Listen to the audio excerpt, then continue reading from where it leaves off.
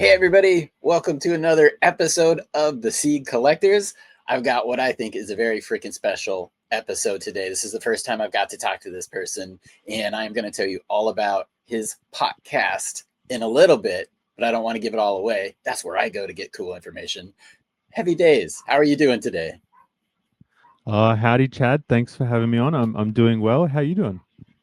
I'm doing pretty good, man. Again, thank you for making the time and thank you for joining me. The Seed Collector Show, just we pull out packs. We talk about the breeders, we talk about the strains, we try to get into some of the history. And people have loved that. And I want to get into kind of a certain area of that, of collecting and new seeds and famous strains in a little bit here, but I just kind of wanted to start breakdown for, maybe somebody who hasn't catched the Potcast yet, or, Heavy Dayze is a new name to them. Hopefully it's going to be a very familiar name, guys, but a little bit about yourself. How many years have you been doing the podcast? Oh, no, thank you for giving me the chance to tell you a little bit about me quickly. I've been doing the podcast now for I think 8 years, to be honest. So it's been a minute. I guess just to give a quick little synopsis, so to speak. I go by the name Heavy Dayze online. I'm based out of Australia. I'm a cannabis breeder, and I sort of consider myself more of like a historian with the podcast because I'm just sort of trying to get the history of things. But I guess in a certain sense, I was thinking about it the other day. I'm probably, and like yourself, we're probably technically more gonzo journalists in a sense because we do immerse ourselves in the subject matter that we report on. But I guess besides being, quite a passionate fan like everyone listening to the show, I have a background in science. I've got a science degree with a dual major in molecular biology and genetics and the other in organic chemistry. So I think that's been quite useful in being able to discuss some of the content over the years. But yeah, other than that, people would know me for the podcast, which is, it's a cannabis podcast I do.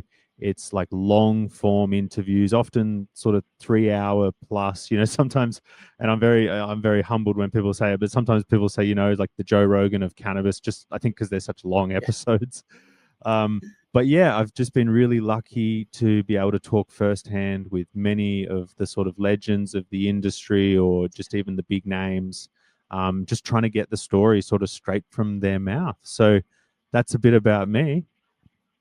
And thank you. And that's why I kind of wanted to let people know about the podcast, because you have excellent long form content with the actual sources for a lot of these famous strains, for a lot of the things that we all celebrate. The best way is to go directly to the source. And again, I believe probably the way that your mind works, you understand how to kind of dig and ask questions. You understand how to do proper research. And when it comes to talking to these people and hearing these conversations, that's one of the things that I've enjoyed about it so much. Sometimes when myself, other people get a little awestruck by somebody, we forget to dig a little bit deeper.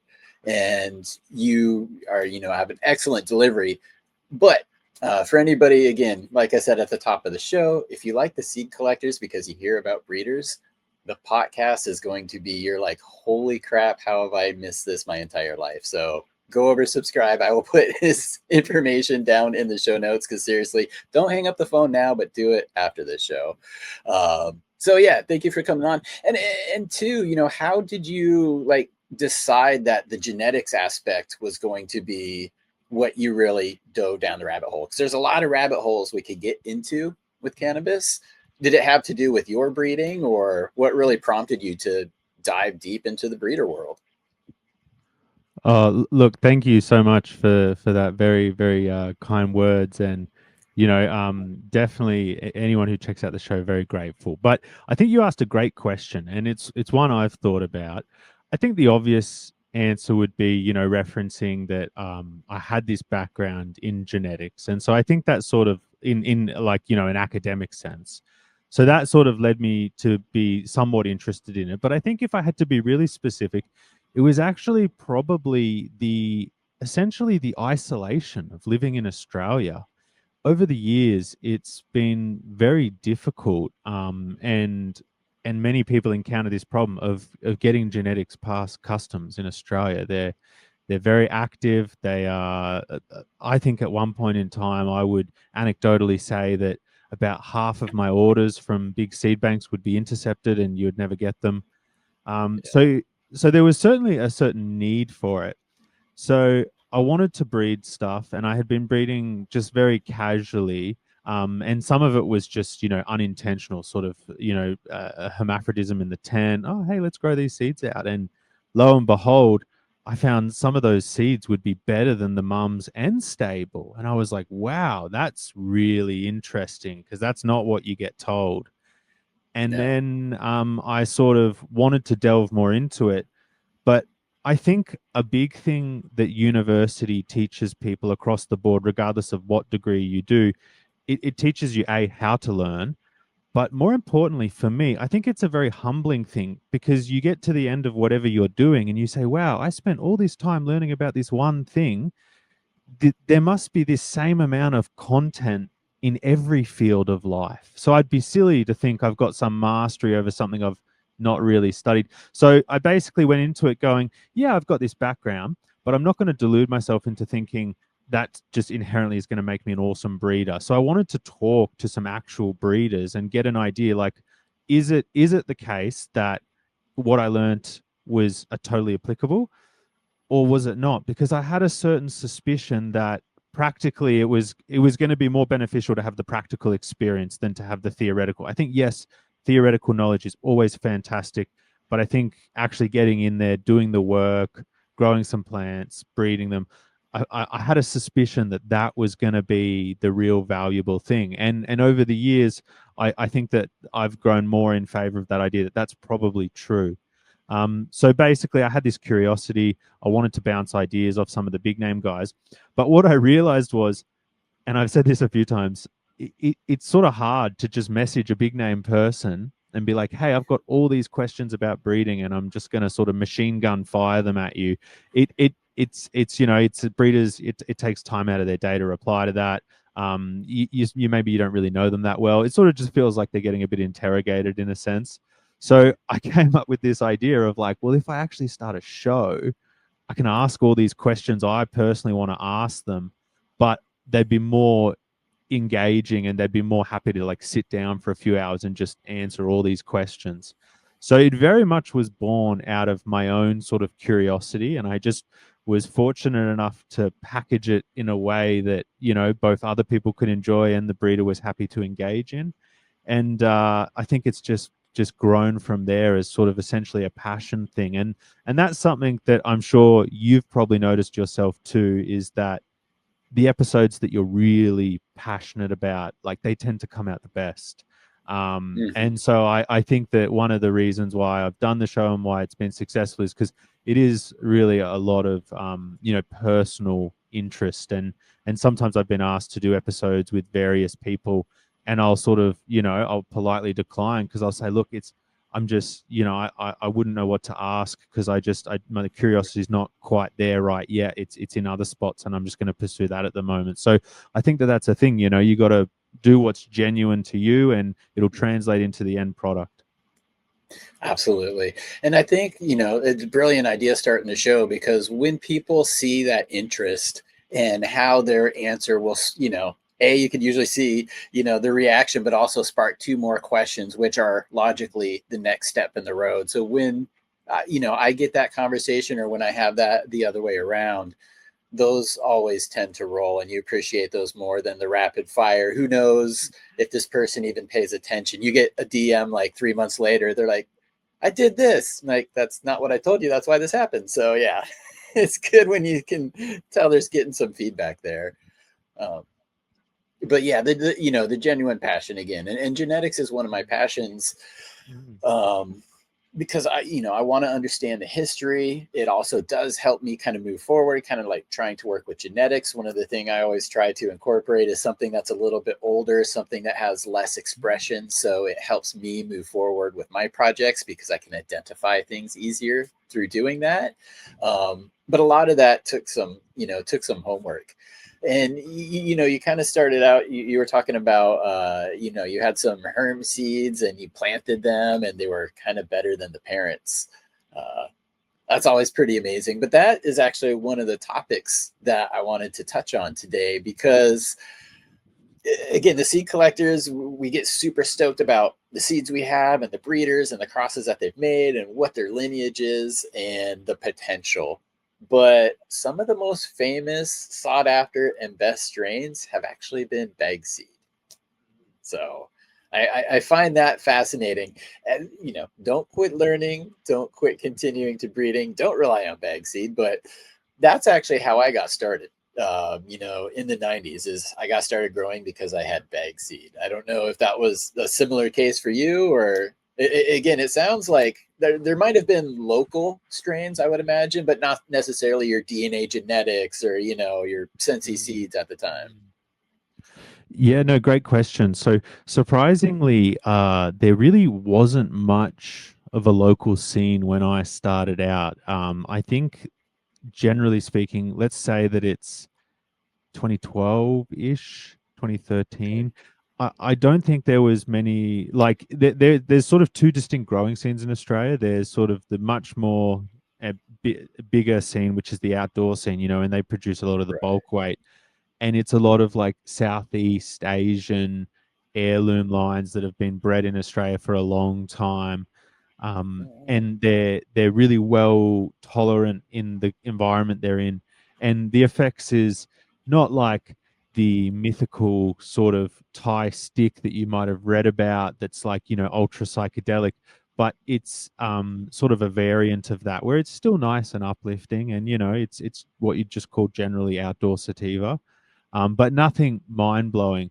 And then on the other side of the spectrum, there's like the indoor growers, and that's a much more younger demographic, and it's people who largely have been indoctrinated through Instagram. And just as a quick side note, I think Instagram has done more to progress the Australian cannabis scene than almost anything else over the past 25 years, because Oh, just wow. the amount of knowledge and the way it created a common platform for growers to sort of get together. I certainly know that all of my success and a lot of the development that I've seen over the past, say, 10 years has, I think, largely attributable to that. So you got these indoor growers, you got these outdoor growers. At the time, the indoor growers, when I started, it was such a fledgling scene. Like no one really had much, and we would be ordering from, it's kind of as you said, from Attitude or various sites, ordering DNA genetics, things like that. But as you implied, we also had some bag seed on the side, and there would be times where maybe you'd place an order and you'd be expecting some seeds to land, but they get intercepted. So you got to look, well, what have I got? And that's when you might be like, oh, I've got this bag seed here. And I remember the lines specifically that I was growing. It was given to me by a buddy, and he said one of them was Shiva, and the other was like Shiva skunk, something like that. They weren't too different, but anyway, I grew them, and they just sort of hermed out. And it wasn't a big herm, but it wasn't something. It was something I didn't notice, and it was probably a little bit the genetics, a little bit the growing environment, and basically I found maybe 10 seeds, so not a ton, but I grew them, and I found that they had the terpene profile of the one parent that I liked, the terpene profile of way more, so they had the better of the two smells, and it was sort of like a tropical sweet sort of smell, but it was more resinous than either of the two parents, and it didn't produce any instability itself. And I think that was a very sort of light bulb moment for me in a lot of senses, because the common mantra that you used to hear, and I think it's a little less these days, but it's still very prevalent, is that people will say to you, don't grow seeds from hermaphrodites or, like bag seed.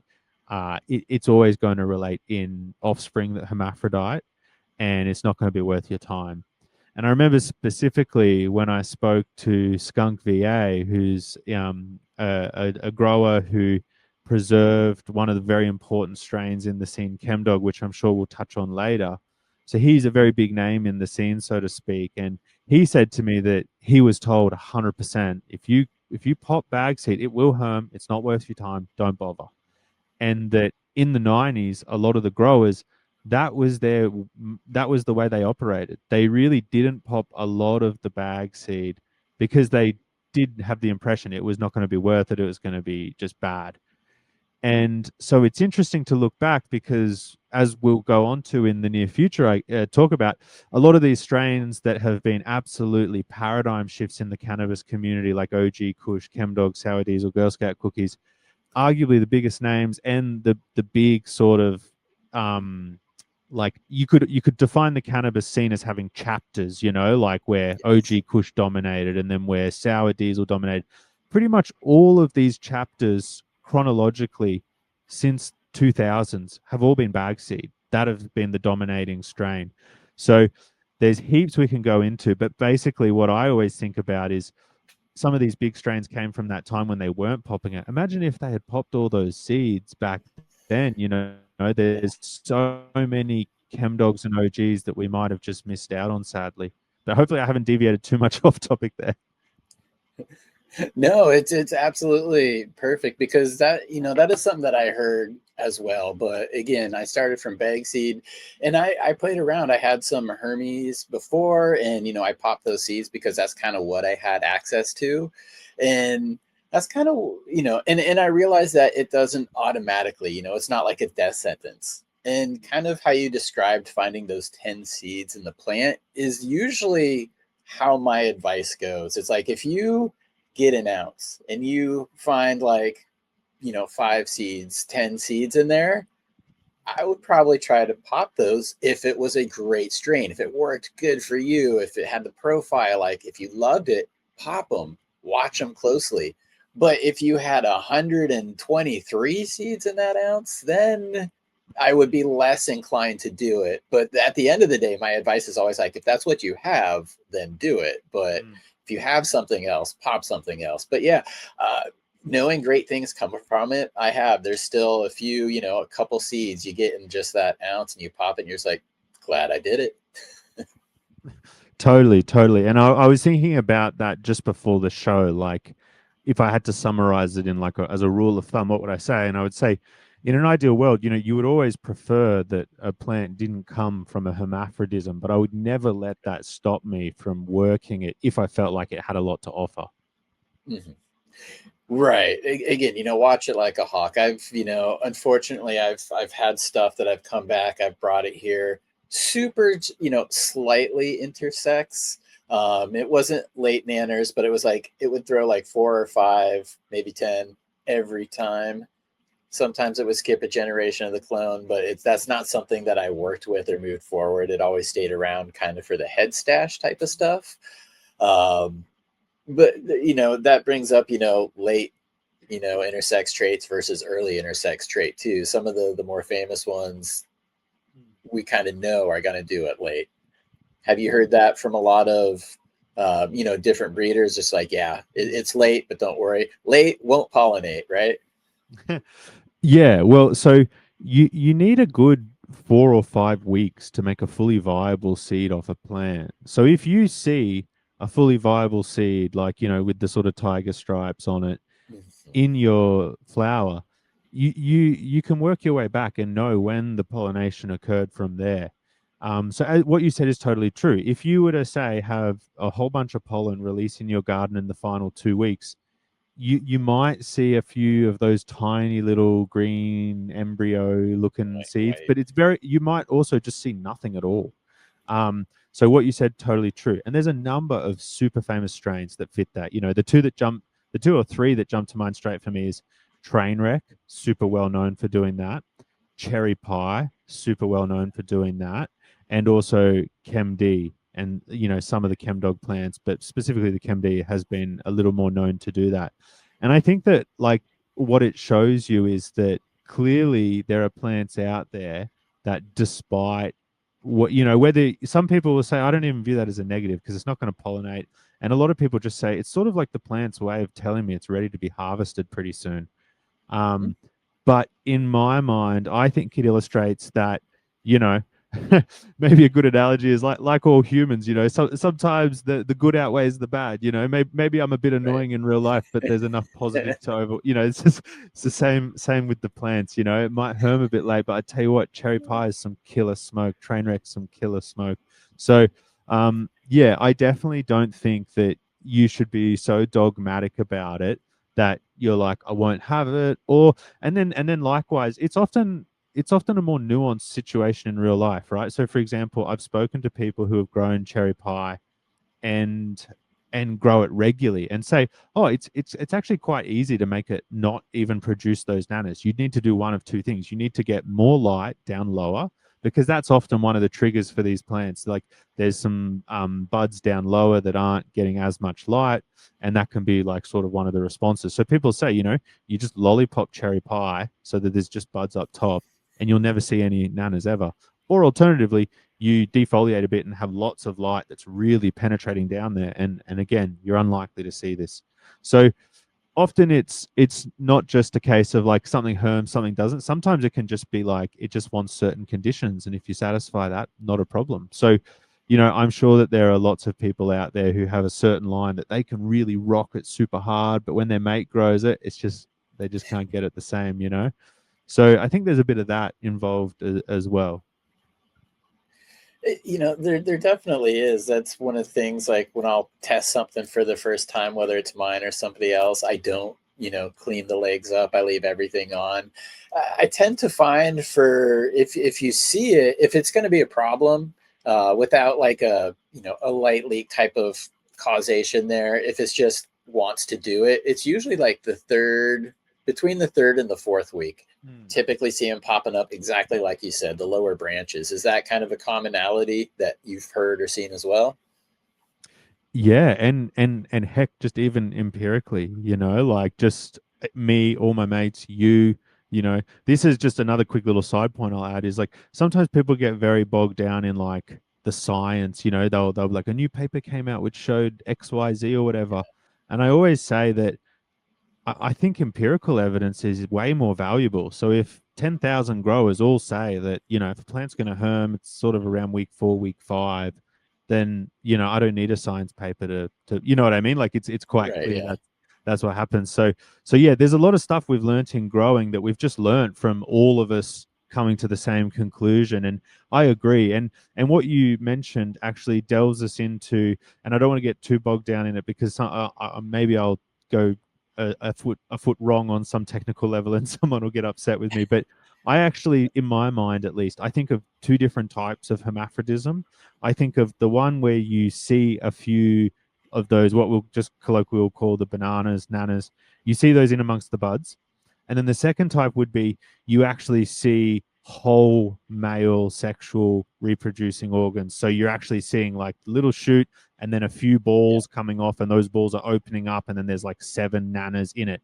So to me, I think that I'm much more concerned about the second type, because the first type I know can be it can be sterile. Sometimes you find little single nanas in buds, and they don't even produce any pollen. That's the case with 99% of the Chem D nanas. There's actually no pollen in them. So people are like, not a problem. But if you see like the whole male clusters, I think that's, in my mind at least, more of a sign that this is probably likely to be more related to the genetics, and it may be something where no matter how many times you rerun it's just going to do this. So that's something I also say. If you just see a few nanas, feel free to pick them off, let it keep running, see how it goes. Keep, as you said, keep your eye on it like a hawk. And just sometimes I know quite a few people who are like, oh yeah, I pulled all the nanas off, and then it was fine thereafter. It was just almost like those ones there, and when I got rid of them, like that was it. It was good. So yeah, definitely. If you do see a few little intersex traits on your plant, pull it off and let it go for a minute. And if the next time you check it, there's 4 times as many as the first time, yeah, probably time to cut it. But like, just give things a moment. I did this myself when I was a bit more newer to growing. I see one herm, the panic sets in. You're like, I don't want to lose this whole crop. cut it straight away. You know, you put a bag over the top of it and then cut it because you're like, I don't want pollen flying around. Meanwhile, it's just like one little nano probably.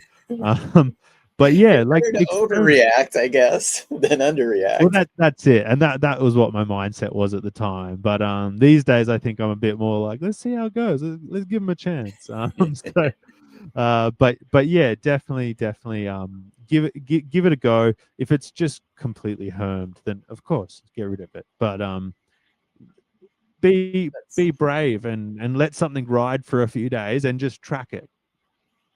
yeah, and that's where, that's where experience comes in, because, fortunately, these things don't actually pop up very often, probably not as much as people would think. But as you do go through them, exactly right. There's levels to this shit, and there's levels to the intersex traits. For sure. Picking them off, though, I've tried that before, but it's never fully worked for me. So I'm just like, eh. But that one I mentioned to you, that Yeah. one I do. I clean up the legs, I clean up everything except the very top before I send it to flower, and that seems to help. Um, yeah, you know, the evidence. That's right. You said it's the empirical. There's so much. That's pretty much how we've learned and come to conclusions with cannabis. Is science has been rather hands off. They're a lot better now, but it's that just anecdotal mountains of evidence that are hard to ignore. And then there's just, with the intersex traits, it's interesting. We keep learning more. Oh god, okay. I was going to go down a rabbit hole there. Feminized plants actually producing a male. I'm sure, I might cut this out, but breeding cannabis, Ryan Lee. Uh, I kind of asked how this would be possible, and the answer was like, well, what about a gene for ethylene production? Okay, because we kind of, that's what you need to block to kind of reverse a plant. And what if that gene is just defunct? Okay, so he gave me a rabbit hole to go down. I don't know if you dove down that one as well, but we don't have to. I haven't dove down that, but I mean it makes sense and it seems simple enough. Yeah, I was in a touring a larger facility, and I saw that one in 10,000. We were walking the room, and I'm like, "You got a male there?" They're like, "No, I don't." You got a male there. They had a male there, and so Wow. yeah, Yeah, well, I mean, yeah, definitely. Like Sam reckons that there is about 0.3% males in feminized seeds, and he referred to them as true males. I actually thought I came across one in some of my own feminized work. I definitely caveat this by saying that I'm extremely and always open to the idea of pollen contamination as a reasonable yeah, explanation for any crazy anomaly. But I did to the best of what I can tell think I found essentially a true male. And sadly I wasn't able to breed with it before it basically I had to pack down and I gave it to a buddy and it's not his fault at all, but unfortunately it wasn't able to make it. Um, and that was a real shame because it was in some S1s and I was going to cross it back to the other S1s, and that would actually give quite a clear picture. Because if it was pollen contamination, the offspring would come out looking like F1s, two different parents. But if it was what I thought it was essentially crossing S1s to S1s, so it should just remain a pure line, and all the offspring should just look essentially pretty similar to each other to a certain extent. But as I said, sadly, I didn't get the chance to do it. But it is interesting because that was something Sam spoke about. He also spoke about, without going too down the rabbit hole, when you reverse males, you get if you reverse a male into a female and then you pollinate that reversed female with another cut of the same original male that wasn't reversed, so it's making the regular male pollen, and you pollinate the female version, you get seeds which will produce 50% male, 25% female, and 25% hermaphrodite, which is really wow, interesting as well. that is that So, is what he interesting said because I was this is a theoretical technique you could use to revive like a landrace line or some dead line if you just had one Wow. seed pop and it's just a male. Wow. That's because I know Duke Diamond works with reversing into males. And so that's one person that I've known doing that work. And I've always wondered if you were able to fully breed to just a male, but genetic wise, no. And that was one question that I gave to that person. I recommended to them to send off the leaf tissue. I'm like, tell me, what are the chromosomes? Does it have X? No, X is female, XX. Y. Am I correct there?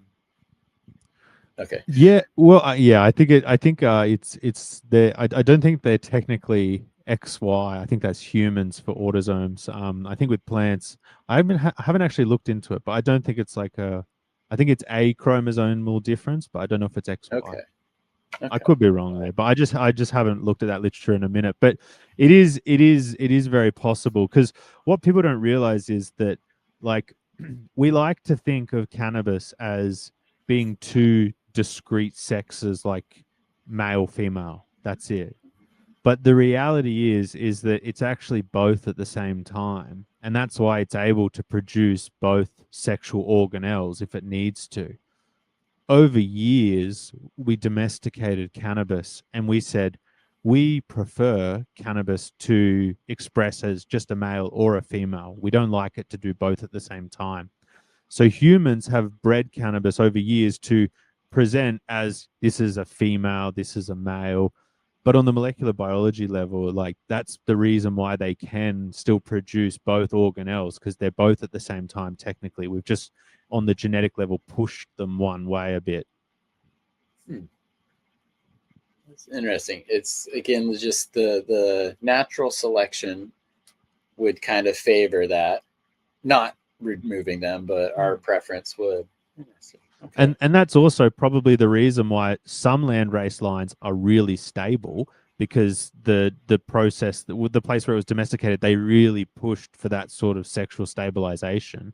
Whereas in other areas, like for example, Thai weed, it's like the landrace stuff from the years gone by is like the most potent weed on earth, but it was quite intersex. So it was probably the case that they weren't as fussed over the generations they bred it about that, and they were like, "Nah, we're focusing on the effect more so." And so you know what I mean. That's why you can get these discrepancies. Some landrace lines are super stable, like there's instability in all landrace lines, but like many of them are reasonably stable, and then others are more known to be like you'll have to breed stability into that.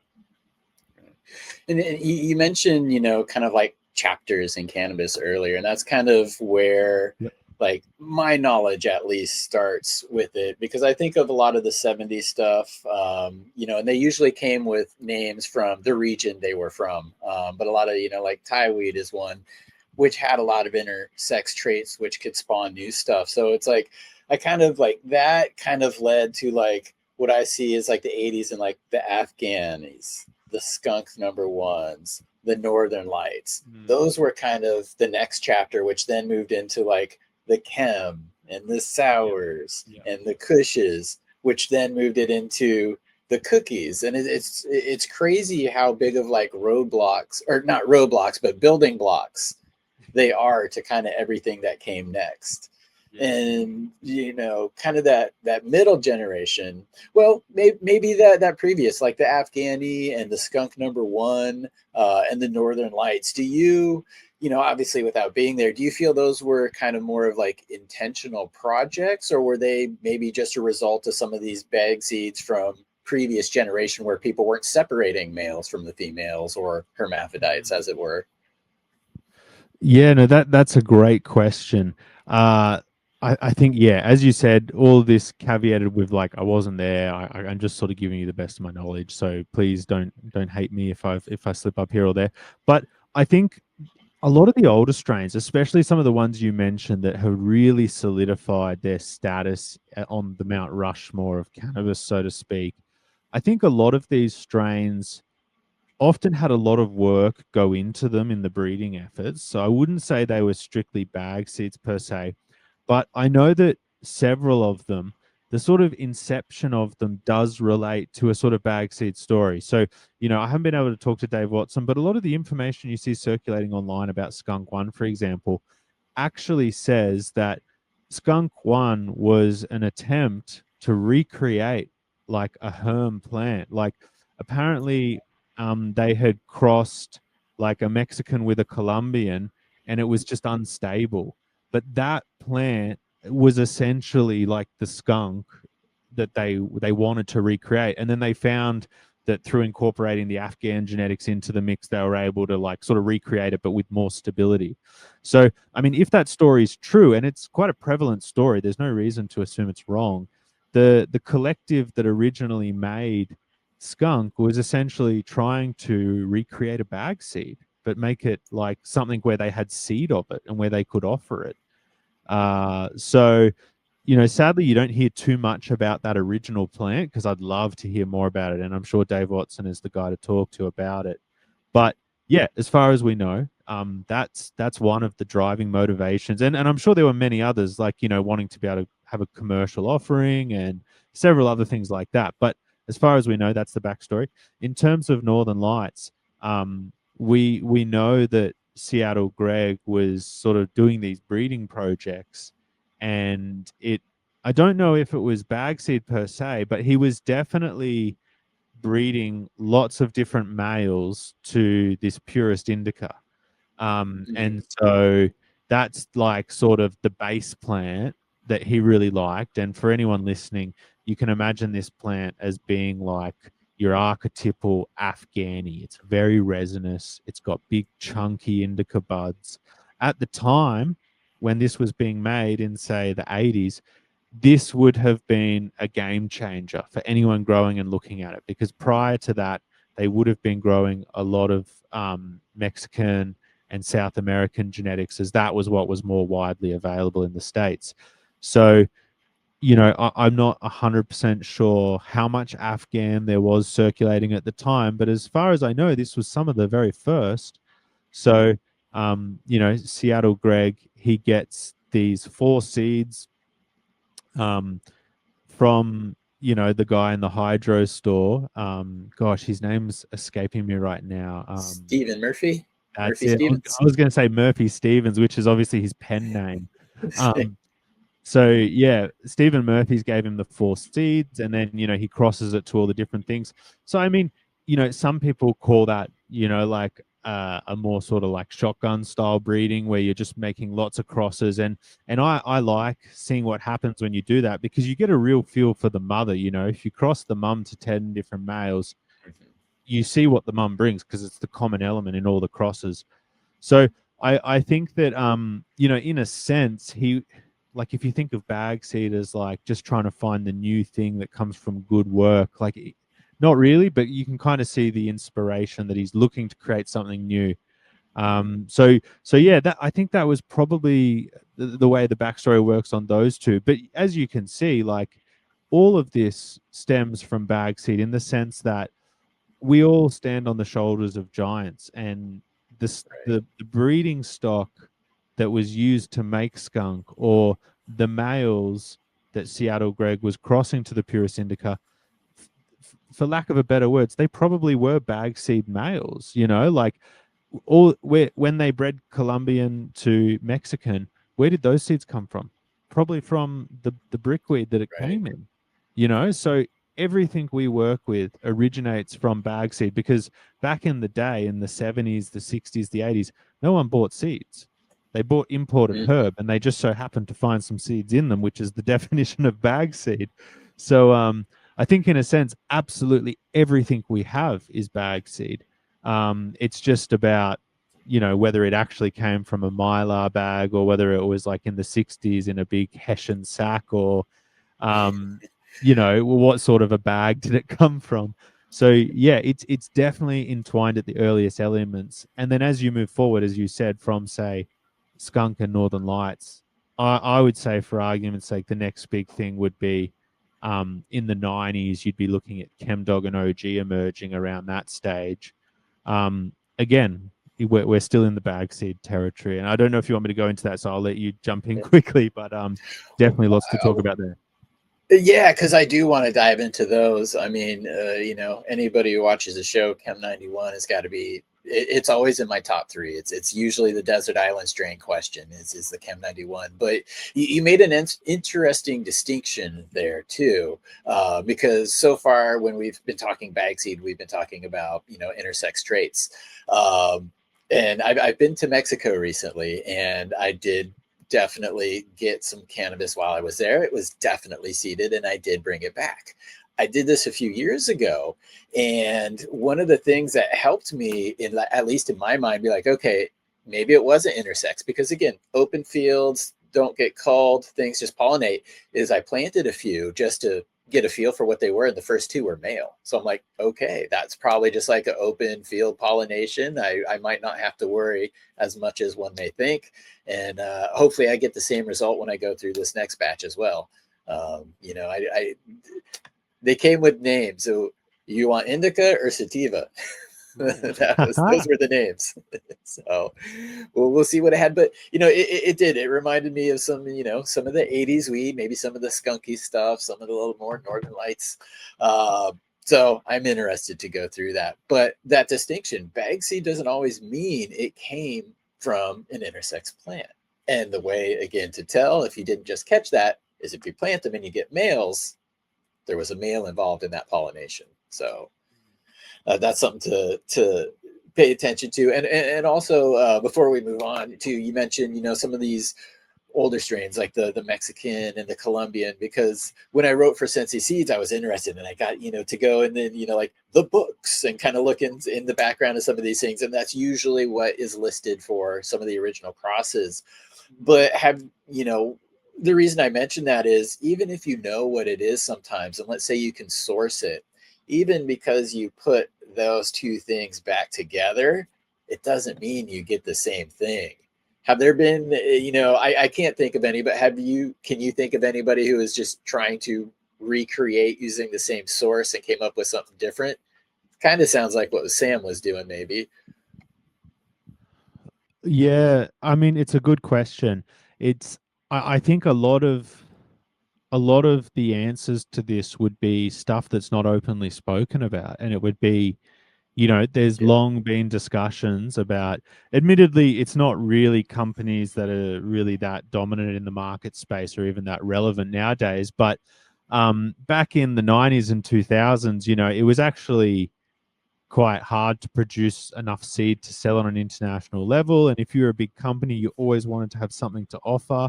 And it's really, and this is a common theme that's come up in a lot of the episodes I've done with people, it's really hard to maintain a library of plants over a significantly long period of time. Think about some of these European companies that have been in operation for 30 plus years. Yeah. I struggle to keep all my clones alive, and that's just like on a smaller level. So it's truly impressive to keep plants alive for that long, and sometimes you have to go back to the drawing board and sort of rework things. And I think like a notable example of that, and maybe it's not quite the exact example you were sort of looking for, but quite notably, Simon of Serious Seeds, they're the original creators of Cali Mist, and he's been quite open about it. That at a certain point, he lost one of the parents, and he basically did an outcross and basically introduced a little bit of Afghani genetics into the line as a way of regenerating a male and then recreating the cross again.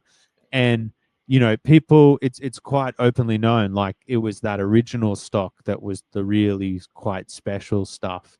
And thankfully Simon just sort of takes it in his stride and is like, look, I was really open about what happened, and I just said to everyone, I'm going to try to remake it. I'm going to have to introduce a little bit of new genetics to do that, but we're going to do it in our best effort to sort of recreate what was there so we can keep offering it.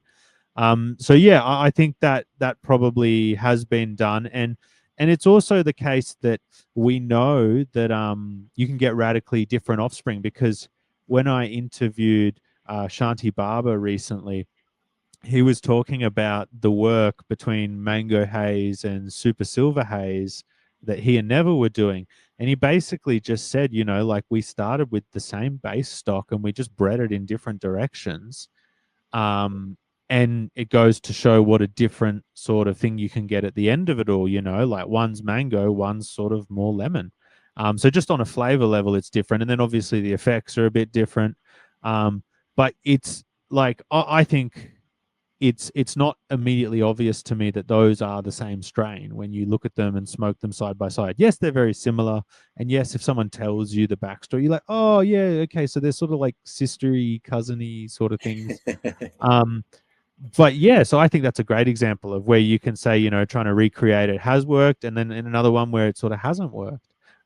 So yeah, it is interesting. And the final little tidbit I'll throw in there is there's a cool project, and admittedly, you know, like I don't know if there's like any sort of release date in mind, but for a long time, Bodhi, Kagyu, and John of Snow High Seeds have been discussing remaking Haze, because these are like three really heavyweight landrace guys in the industry.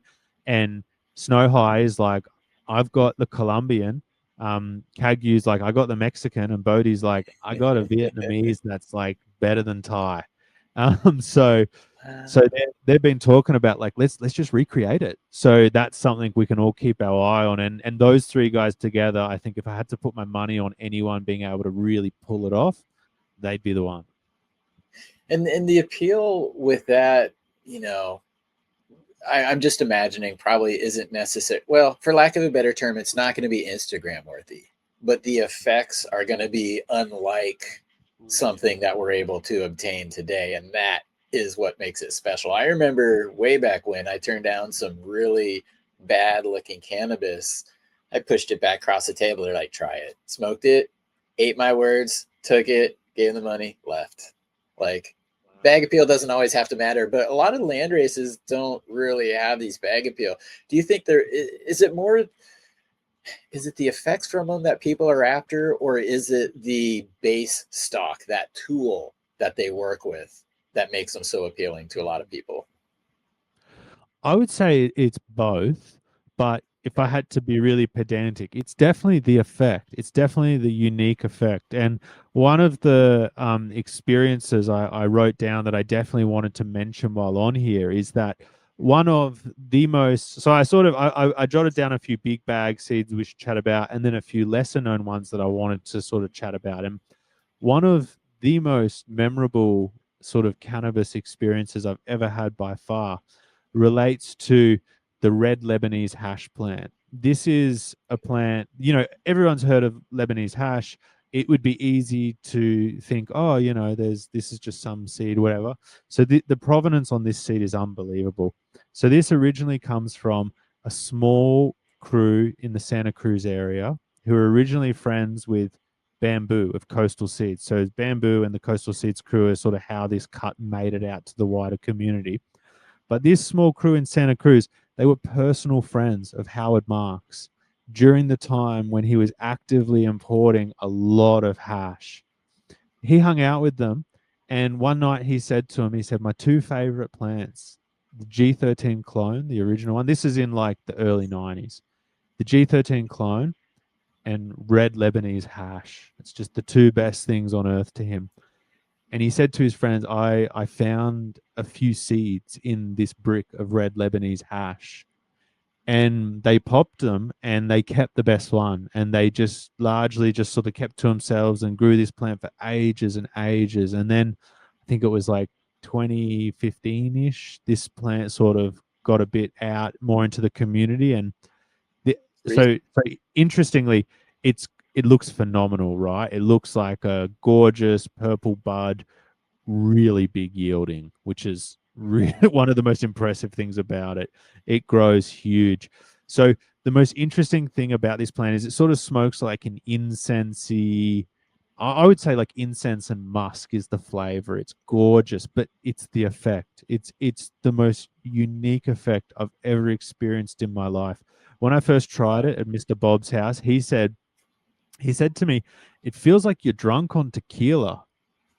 And I was like, that's a very specific description. That's cool. It kind of is. So I went into it thinking, oh, this is going to be fun. And then I was enjoying it, and it's like the most lovely, lovely weed. It's like just I felt like I just went to zero gravity. All the weight just left my body. I was just so body relaxed. And then the effects in the mind are like borderline like psychedelic, but not in the way that like a sativa is. After having smoked this a few times, I said, this genuinely feels like I'm lucid dreaming when I smoke this weed. Like I feel like I'm in a dream-like state because I've just got no weight in my body, and it's like sounds are like beautiful, and it's and this is the problem, right? Like I'm never going to be able to do justice with words. You know, like that movie, like, should have sent a poet. Like I'm never going to be able to encapsulate to you right now how special this plant was, but it's just one of numerous out there. The one I mentioned early, Bodhi, the Vietnamese 7. It's, oh my God, I've never laughed so much in my life on a cannabis plant. It felt like, what was that? That's that funny saying. It's like I won the lottery and you won the lottery. That's what it feels like. So it's just a good time, right? Like you feel great. You like, I bet you feel great too. Like it's so socially positive and uplifting. And so a lot of these older plants. Oh, sorry. And then the final thing I'll say about the red Lebanese hash plant, like definitely try it. Try any of the hybrids you see it being used in. Um, I went and visited Tom Hill on Spy Rock Mountain, which was a really cool experience with Mean Gene when I was last in the States.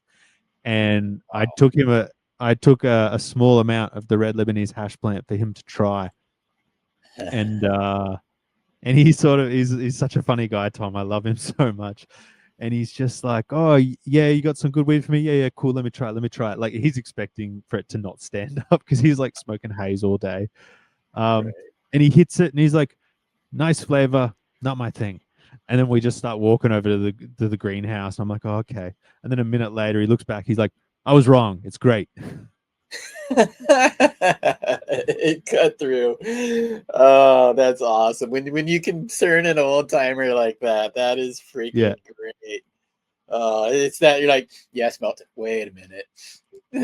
You know, yeah, exactly. So that's that was vindicating for sure. that definitely. And me and Gene has been a guest on the show here, and that's someone, seeds that I love to show all the time. When it comes to breeders, that's someone who I always kind of hold up and recommend to people and encourage them to check out. Tom Hill is another kind of classic name, but I don't think that the audience here is maybe as familiar with Tom. So can you maybe just one or two of his works, or how significant that really is? Of course, yeah. So Tom Hill is truly what I would refer to as a breeder's breeder. So as you said, maybe not someone whose name is quite as well known by the general public, but when you really dive into the deep rabbit holes of Yeah. genetics, you find his name is held in incredibly high regard by almost everybody. He's known not only for contributing quite a significant amount of unique and mostly landrace genetics to the scene, but also for just being an absolute powerhouse personality and source of knowledge over the years on various forums. Um, so he first of all, he has existed in the beating heart of cannabis in Mendocino, in that sort of Northern Californian area, in the regions where the true outlaws are living that old school lifestyle. He's in there doing hard work. So he moved up to the Spy Rock area a long time ago, and he's just known people around there for the longest time. And he basically has been able to collect and preserve a number of really special strains. So one that I think most people will say is arguably one of the most unique and interesting is a strain called the Deep Chunk. It's got several different names. Some people call it the Hindu death cabbage. And when you see a photo of this plant, you will say that is the perfect description for this thing. Hindu death cabbage is such a beautiful thing. It also looks to me in some photos like a legitimate, like a tarantula is just sitting on top of a stalk. It's got the Oh, most geez. unique morphology and most heavy resin you've ever seen in your life. This is a landrace line that comes from Afghan, and it's clearly an old world hash plant. It was used to make hash. It is covered Wow. in resin. It is next level. And when you see photos, you'll be like, this was like, the landrace version of Mac level frosty. So that's one. Jeez. He also brought a really unique line called X18, which is a Pakistani line. Really unique flavors and effects.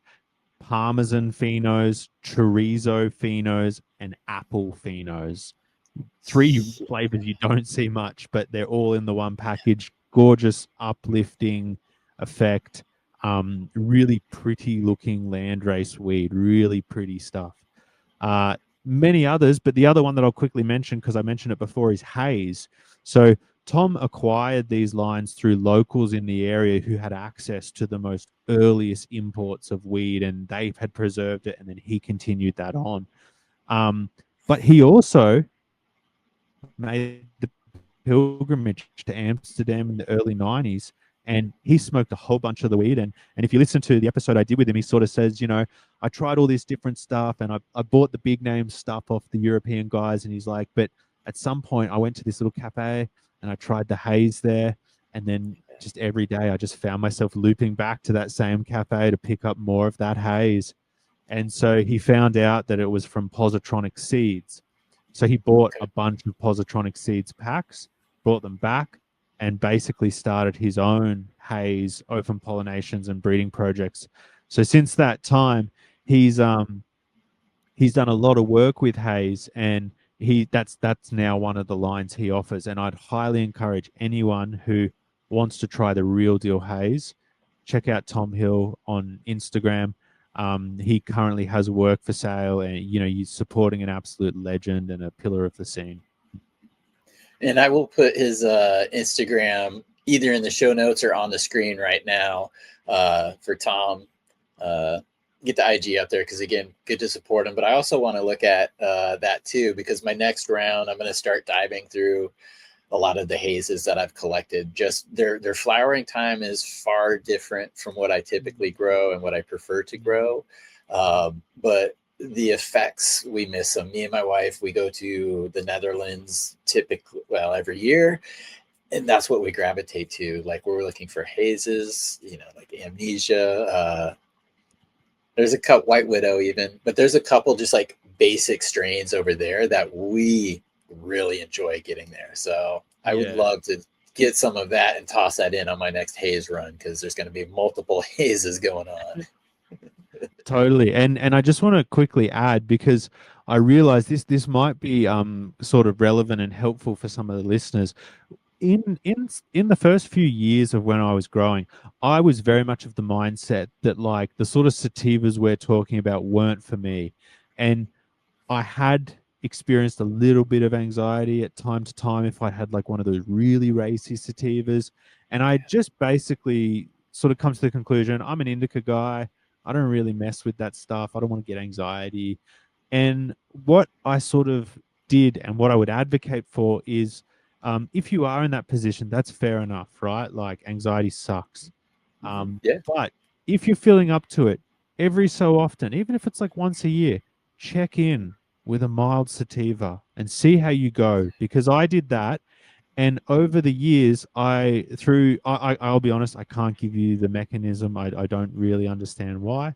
I think that it would be related to the fact that the level of anxiety I experienced in life had also, so there was a period in my life where I occasionally got a bit anxious. I had sort of moved out of that period, I guess, and maybe that had something to do with the fact that I basically learned that the sativas didn't quite do that to me as much anymore. And through that experience, I sort of tippy-toed into it, and nowadays I'm head deep with a scuba straw going up, and you can't even see me under, because people, you'll hear it on the show. If I had a choice, I would only smoke sativa nowadays because I love it. But I understand it's not always like that. But what I would just say is just check in periodically. You don't need to grow a 21-week haze, but if your mate says that they've got a nice super silver haze cutting and they've just cropped it, just be like, can I come hit that, and see how it goes? Because I promise you, it's not quite as simple as, it did it once. That's never for me. Like you just see how it goes for you. Because I promise you, I just in reflecting on my own situation, I would be so bummed out if I never got to experience all the stuff I'm experiencing now. But I also recognize, that there's a time and a place. Absolutely. And it's kind of funny you say that, because in the States, like my wife, the hazes does give her anxiety. Like, it's not desirable, it's not something that we seek out here, and this is through the recreational system. But we've kind of hypothesized that we know the recreational system here likes to pull things early. They kind of have a schedule, X amount of rotations per year, whereas we feel, and we don't know whether this is true or not, we just feel in the Netherlands, because they're used to growing those, they let them go to the proper maturity, and it creates the difference in effect. So that's our hypothesis there, is just the maturity, same plant, same strain, but different places, different effects for her. So that's why we seek them out so much when we get there. Yeah, totally, totally. And I think it also gives a lot of credence as to why a lot of people are such heavy, heavy advocates of curing haze for a period of time. I think it's similar to what you're saying, right? Like, we know that as you cure a product, you get ongoing chemistry within the plant, and you can get, some further metabolism of THC into things like CBN, and I think it's sort of what you're saying, like, you retain that magical effect, but it can just help polish the edges that little bit and take that sort of, that sharp cutting feeling, and just make it a bit more mellowed out. So I totally agree, and I think you've probably nailed it. And the other thing is, in the States, there are some people who are a bit critical of, like, that Jack Herrera flavor, that terpenylene dominant flavor. But I personally think that, like, I'll accept that Amnesia Haze, for example, it's kind of in that realm to an extent, but it's such phenomenal smoke that I think that there's different hazes in different areas, and you should give stuff a try, because, like, the Dutch hazes, like the Super Silver Haze, the Amnesia Haze, all this stuff is killer stuff for a reason. And my wife, she's a chef, and she taught me that if you ever try, like, a really well-known food and you don't like it, you just haven't tried a good version of it, because it can't get big Yeah. unless it's good. So chances are, if there is a strain out there that's a big name and you're like, no, I had it, it was bad, it's like, maybe we can get you a better sample, and you'll see what all the buzz is about. Fair enough. I would subscribe to that. One of the strains that I tend to just bag on, and I make the joke, I get $2 from Burner every time I say it, is cookies. Just, it was interesting to me because it was really the first, in my mind, it was the first strain that had a marketing campaign with it. And I've been around pre, during, and where we currently are today. But yeah, see, I don't even know where I was going. I get so emotional every time I mention cookies. But we were gonna start talking bag seeds, but that'll come to me in a second. But yeah, Burner, you see, pay me that money.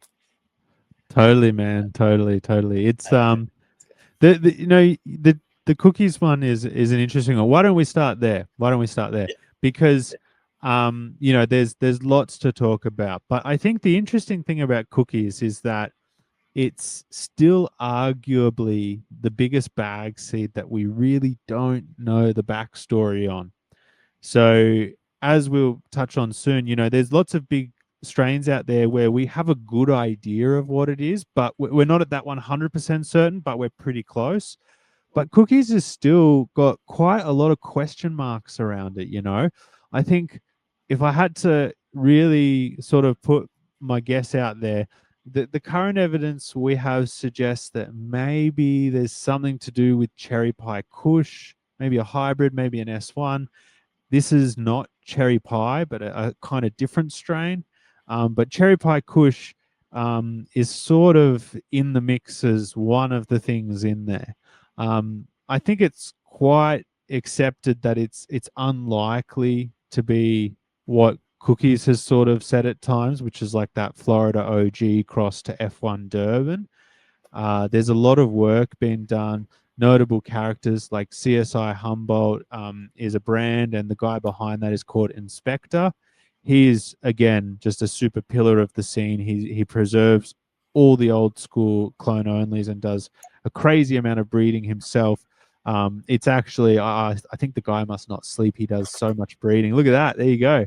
I'm smoking his Hong Kong Fooey right now, There you which go. is Testament. PNW dog shit times the Old Family Purple. Sorry to interrupt there, but yes, No, PSI is dude, spectacular. testament, right? Like this guy's the real deal. You got his stuff in your hand. So he has actually recreated that actual cross exactly. He finally got his, I think he's probably the first person to get his hands on both of those two cuts because they're both really tightly held, the Florida OG and the F1 Durban.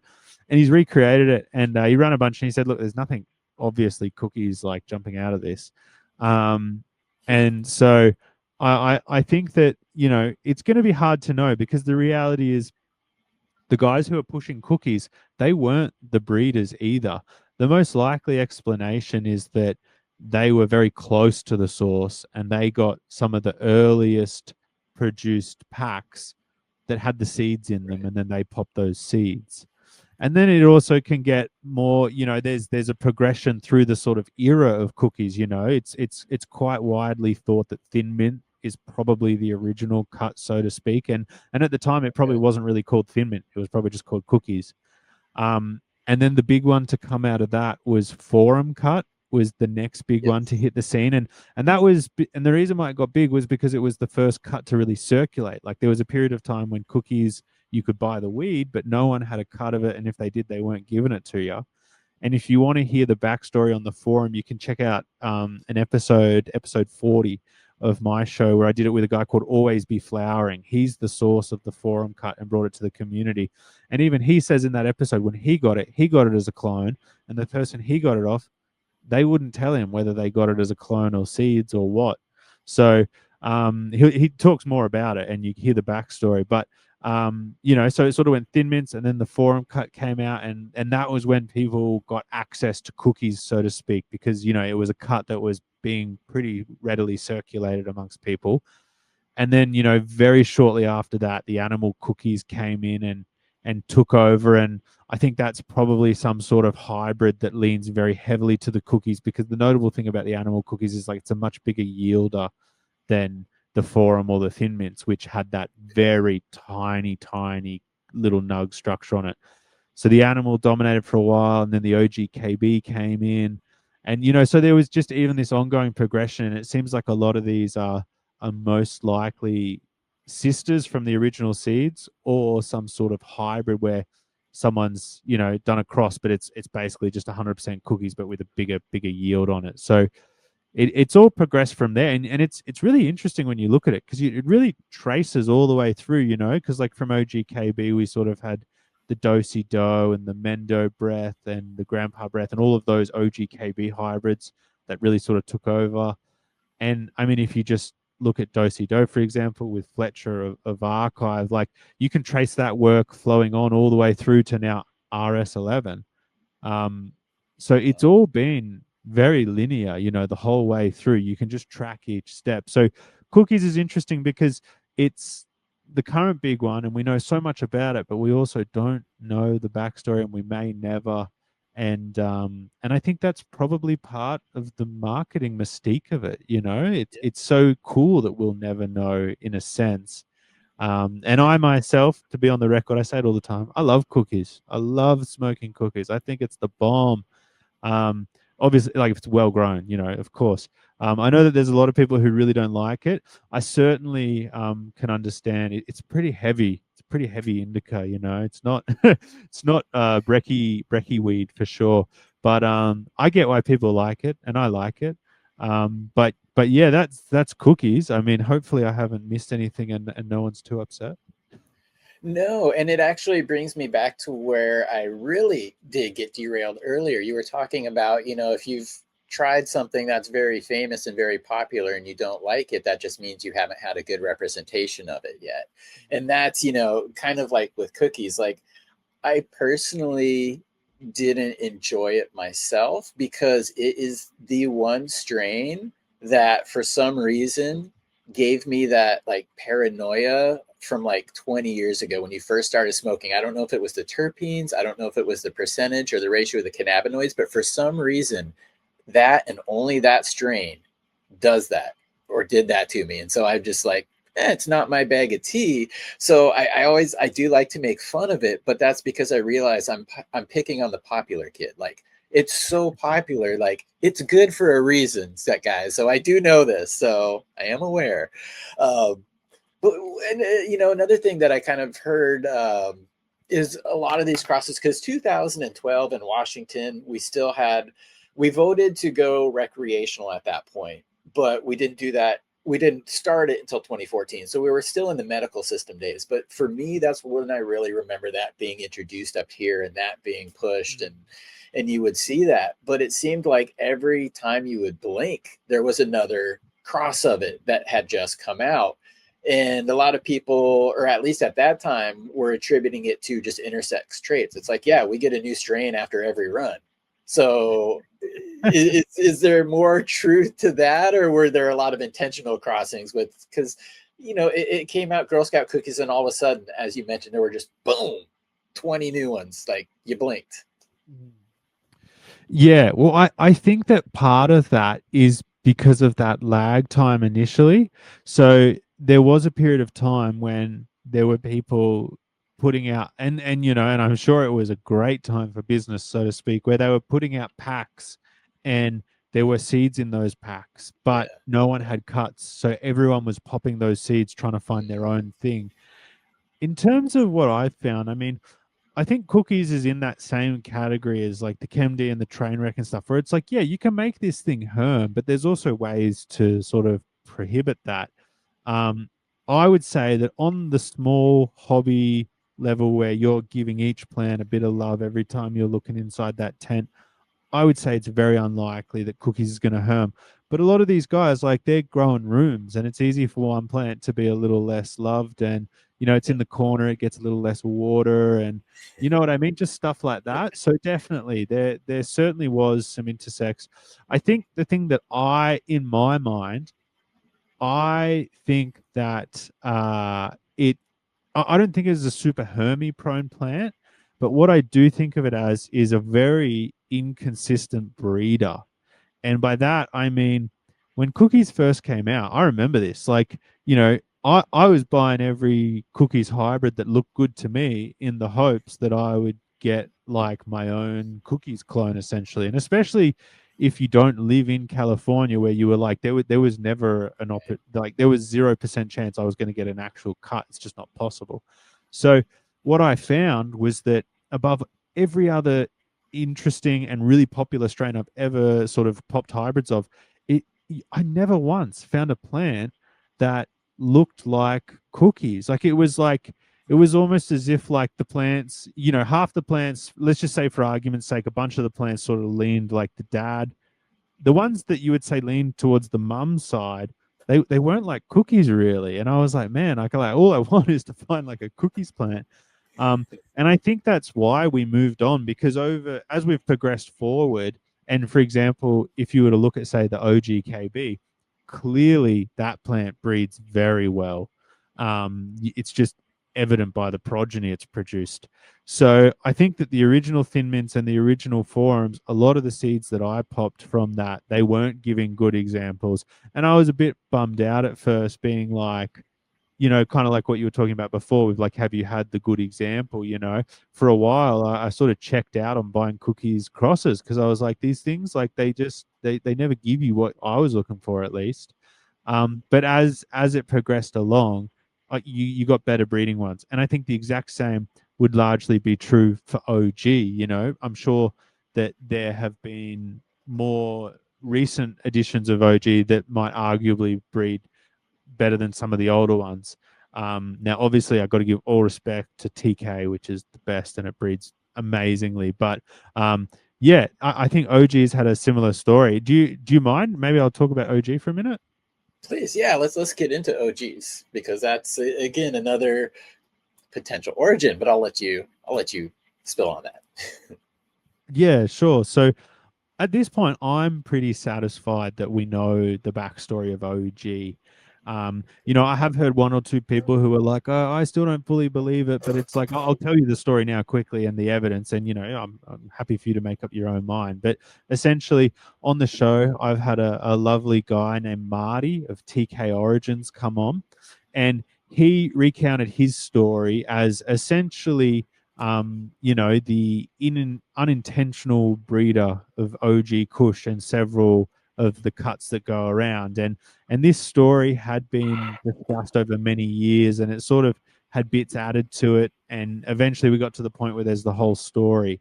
And part of it relied on the fact that, Marty didn't know all the people, he just knew his role. So basically, Marty was like a young surfer, stoner guy. We're in the late 80s. He meets some local guys in Florida who are involved in growing weed. He gets chummy with them. Eventually, they set him up with a house, and they're like, "You're going to sit at the house and just make sure the grow works." So he starts cutting his teeth on that, and he's a grower. Then they're like, this is now like, let's say 1989, I think he said from memory.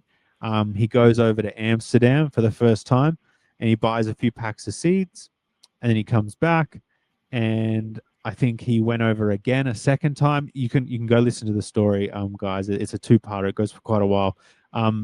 And he goes again a second time, and I think he gets some more seeds, but I can't remember which trip it is. But in one of the two trips he goes over there, he buys a pack of Hindu Kush from Sensi Seeds. Okay. And when he gets back, the strain that him and his buddies that are all growing, they're growing this clone, the guy who set the house up. It's a clone called Emerald Triangle. And the annoying thing is we don't really know too much about this clone, except that it was called Emerald Triangle. And Marty, who smoked a fair bit of it because he was growing it back at the time, he said that when he first smelt the white from Crone, he said that plant and that smell really was like a bit of a dead ringer for the Emerald Triangle.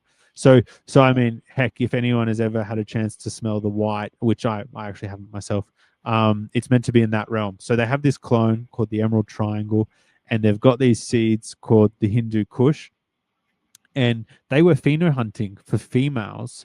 But Marty sort of concedes that it was likely that, like, a male sort of slipped through the cracks and had ended up pollinating the Emerald Triangle before he had culled it. So they basically ended up selling that weed, and like that was the last he really knew about it for the longest time. But then over the years, he started hearing from other people, like, for example, some of the guys who first bought the weed and maybe had gone through one set of hands or something. But it was basically a guy who owned a tattoo store in Florida, and Big Ricky of Swamp Boys, Cornbread Ricky, he was working at that tattoo store, and this guy had got the weed and had popped the seeds, and he found the TK in it, and that's how Cornbread Ricky got the cut of the TK. Then, unbeknownst to them, some of the weed also went up, and through a few sets of hands, there was some other seeds. It was all the same weed, so it was all seeded. It ended up with this other crew, and they basically ended up with Josh D popping those seeds, and that gave birth to essentially like the Ghost OG. So we know that was like the start of the OG was there, and there was probably other stuff. Like, there were other seeds. We know for a fact there were other seeds in that bud, and there was other bud, and it went out, and people could have popped those seeds. So we sort of know that that's the original start of OG. The original OG in my mind is TK, but I'll also accept that Ghost is a sister. It's the same seed stock. I personally like TK a touch more myself, so I just favor TK for that reason. But Ghost OG, many people say that's their favorite, and it's equally up there as one of the first. It's in the first batch. But from there, we don't know 100% for sure what happened, but it's most likely that we had just sort of S1s being made on these plants over years, and people pop those, and then maybe there's an S1 off that. And over the years, we see all these other OG cuts coming out. So some of the super notable ones would be like I suspect that the SFVOG came about through the method I just said, like it's creating S1s and or maybe some sort of hybrid that just fully leans to the OG side. And we know that that's most likely how Face Off OG came about. So in the very early days, there's another guy in the scene you can look up if you're interested in hearing about this. His name's OG Cushman, and he's definitely in the background of a lot of this OG Kush stuff, growing it, moving packs, being involved in it all. He got some of the original, we don't know if it's the original OG Kush packs that went around, but some of the early ones, there was a particular batch that was meant to be like really fire. It was going around. He got some of it, and I believe there was some seeds in it. He sent those seeds to Fletcher of Archive. Fletcher popped those, and that's where Face Off OG comes from. And then with Face Off OG, he makes Dosey Dough, and so it's like it's all just feeding into this pathway to bring us to where we are now. So you can actually trace a whole lot of it back. And yeah, shout out to OG Cushman before I forget. He's got his own breeding company, which people should definitely check out. So yeah, you can sort of see where OG starts and it continues on. And I think the most interesting thing about the OG story is that for so long, people really heavily speculated that it was somehow related to ChemDog, but it's not. It's really not out unless of course ChemDog has some sort of Hindu Kush in it, and that's the common element that people are somehow seeing. But from what we can tell now, it's probably the case that there's no relationship between them. And that's really interesting because the really big players who are involved in ChemDog over the years, and this might be a really nice little stepping stone into the ChemDog story, people like Skunk VA, who are super heavily associated with it. He himself said, I think it's almost certain in the first episode I did with him, like it was the second episode I ever did on the show, it was about 8 years ago. He says, it's got to be in there. Like you look at the plants, you grow them side by side. They're so similar in so many ways. But they're not, they're at least from what we can tell, they're not. So yeah, the OG Kush story is a really cool one because it's another one that we've mapped out quite well. And it's given rise to just so much interesting stuff. And there's one particular OG Kush bag seed I wanted to give a shout out to, which a lot of people who aren't quite deep in the genetic stuff might not have heard of, but there's this cut called Irene OG, and it's truly one of the really rare OG cuts. It doesn't get passed around much. I don't think you would find it at a dispensary anywhere, unfortunately. Right. The reason being is that it grows hideously ugly bud, but the effect on this stuff is so next level. It's like what you were talking about earlier. So this cut comes from a guy online called Rude Boy, and him and his homies they brought it to the scene, and I think they said that they got it from bag seed. And this plant, like the effect's so good, but it's not very pretty, and it grows buds. You know how you get that little single calyx at the axial internode point? It grows buds at each one. So people always find that to be kind of interesting. But it shines in crosses. When you cross it to things, it brings that beautiful effect. But you can get a better sort of dress on it with the crosses. So definitely, guys, check out Irene OG hybrids. People like Archive breed with it, and some of that stuff is really special. CSI also breeds with Irene OG. Check them out. Really cool stuff. Yeah. So that's interesting that where that kind of started and how potentially the bag seeds and mislabeling could kind of play into it, because a lot of times we don't know. That's the one that I kept for head stash that I mentioned earlier. It was from a cafe in Haarlem, which is just outside of Amsterdam, and I ordered it as a cheese. But when we got it and smoked it, I'm like, this is the best OG I've ever had in my life. So yeah, I just called it Chog for personal. For personal, it was the cheese OG, man, because it was a mind blower. You also said too, Hindu Kush, the potential, and we'll get to the chem subject here. That's so interesting you said that, because someone who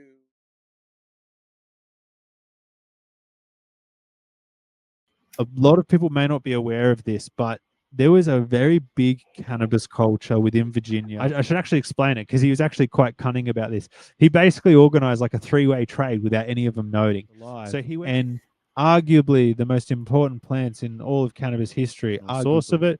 And in return, ChemDog Greg gives him a cut of the ChemDog. But definitely want to give shout outs to all the players in the story because it truly is the queen and the contemporary cannabis strain for sure. Fuck you, Westport!